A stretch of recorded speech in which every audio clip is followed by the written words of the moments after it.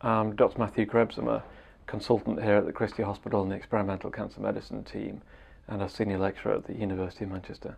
In the world of drug development, a lot of the new medicines that are coming through are no longer chemotherapy, which often are quite toxic and attacks all cells in the body and get lots of side effects.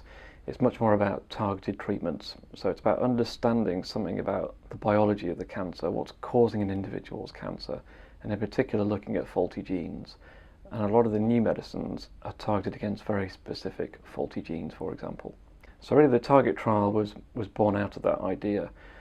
So what we need to be able to do is screen for a whole range of faulty genes all in one go, using as little tissue as possible, so we can screen for a wide range of things and then look at which studies might be most suitable for our patients depending on what we find.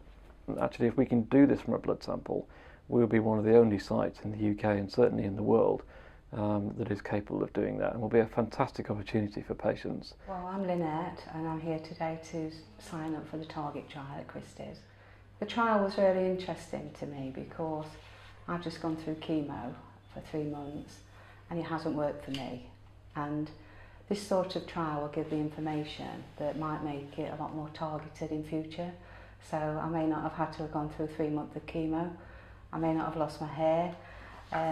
So I'm really interested because of the database that it's going to create really, and really inform future decisions on targeted treatments. Professor Caroline Dive. I'm the scientific lead for Manchester's Experimental Cancer Medicine Centre. I also run a large biomarker science team at Cancer Research UK Manchester Institute, and the laboratory works really closely with the clinicians at the Christie Hospital. One of the things that has become increasingly exciting in the field of cancer research is the ability to measure circulating tumour DNA in about 10 to 20 mils of a patient's blood sample. And circulating tumour DNA is released from cancer cells when they die. So as tumours are growing in patients, some of the tumour cells will die and release fragmented bits of DNA into the bloodstream. And this is particularly interesting when a patient may have multiple tumours. Getting a biopsy from the tumour can be difficult depending on where that tumour is sited in the patient's body, and if it's very inaccessible, obviously it's more challenging. And if the patient has more than one tumour, which one do you biopsy? The cancer returned on one of the scans and they suggested, have you ever thought about the clinical trials? So go away and think about it and come back. So we decided to go ahead and do it.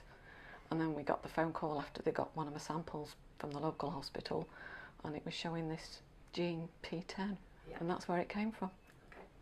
Prognosis originally, Carol was given an average of 12 months survival. 22 months down the road, she's looking well. What treatment she's had is it's obviously working, and this is the next step. Sometimes we might find faulty genes where we've got a very clear clinical trial available for patients. There might be other circumstances where we find a faulty gene, but we may not necessarily have a clinical trial available for that patient, or a matched clinical trial for that particular fault. So what we'll do in that circumstance is have a look, first of all, across the whole of the northwest region, so ECMC North, to see if there may be any clinical trials available within the region. Manchester is one of only 2 major centres called out by Cancer Research UK, and it is known for its precision medicine. And over the last few minutes you've seen the way that we can now understand the molecular basis of an individual patient's tumour and match them to a clinical trial. And that precision medicine, as we call it, is pioneering work that we're doing here in Manchester and is becoming world leading.